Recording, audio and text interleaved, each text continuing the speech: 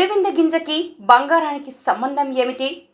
బంగారం తూకంలో ప్రాచీన కాలం నుంచి గురివింద గింజకు ఉన్న ప్రాధాన్యం ఏమిటి? నేటి కాలం నాటి సైన్స్ కన్నా ప్రాచీన కాలంలోనే అంత విజ్ఞానం ఉండబట్టే బంగారం తూకానికి గురివింద గింజని వాడారు. ఎందుకో తెలుసా? గురివింద గింజ వాతావరణ పరిస్థితులకు తట్టుకుంటుంది, తేమను పీల్చుకోదు, నీటిని పీల్చుకునే గుణం దీనికి లేదు.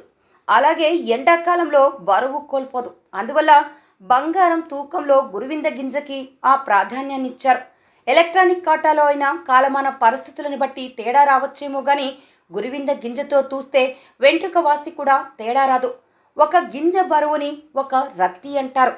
8 రత్తిలు ఒక మాష, 12 మాషలు ఒక తులం, అంటే 11 గ్రాముల 6 మిల్లీగ్రాముల బంగారం అన్నమాట.